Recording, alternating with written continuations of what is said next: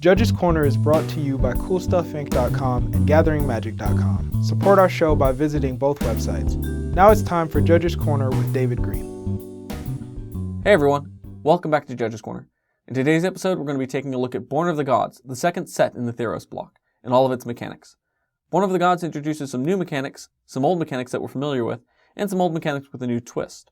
Today we're going to take a look at some of the old mechanics first and get you reacquainted with them, and then we're going to jump into some of the newer mechanics to go a little bit more in depth. So let's get started. The first mechanic we're going to discuss is Scry, which is a returning mechanic that allows you to look at the top cards of your library equal to the number next to Scry. And then you can rearrange them in any order between the top and the bottom of your library as you see fit. Next, there's Heroic, an ability word that distinguishes a trigger that happens when our heroes are targeted by spells we control. Keep in mind that abilities like Blood Rush or spells our opponents control will not trigger Heroic. However, auras, like those on Bestow cards, will trigger Heroic. Speaking of Bestow, it'll also be returning. Bestow is an alternative cost that can be paid to turn creatures into auras, giving an enchanted creature their power, toughness, and abilities. When their enchanted creature leaves play, or if the creature leaves play before the Bestow card resolves, they'll become creatures instead. Bestow is a little complicated, so if you need a refresher, I suggest you check out our video on the subject. And you can check out our video on Theros to get a better description on some of these returning mechanics. Our first new mechanic is Inspire. Inspire is a new ability word, and those cards will trigger when something with Inspire untaps. Like Heroic, each trigger is unique, so be sure to read them closely. The inspired cards can untap during the untap step, or outside of it, to get the trigger. But if they're already untapped and targeted by something that will untap them, they won't untap again, thus they won't trigger. If they untap during your untap step, the triggers will be held over until the upkeep, since players don't get priority in the untap. At this point, you can stack all the triggers waiting to go on the stack that you control in any order. For example, if you control a Pain Seer, untap it during the beginning of your turn, and then proceed to your upkeep with an Ajani's Mantra in play, you would then be able to choose to stack the Pain Seer first, and then the Mantra second, so that you would gain life first, and then reveal the card second.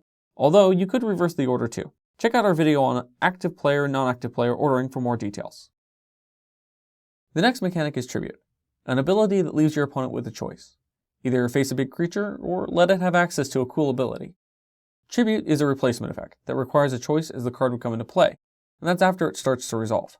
If your opponent chooses to pay tribute, then it'll either enter Bigger, which might affect cards like Evolve, and if they decide not to pay tribute, then typically it'll enter with a triggered ability, triggering, and it might deal damage or destroy a permanent or something else depending on which creature you offended by not paying tribute. The last mechanic is Devotion, a returning mechanic with a small twist. Devotion to a color means that it looks at all the mana symbols of that color and mana costs of permanents you control. A Lotleth Troll will count both a green and a black for Devotion. A Boros Reckoner will contribute 3 red or 3 white, but not necessarily both. Born of the Gods also bring us multicolored gods, with multicolored devotion requirements.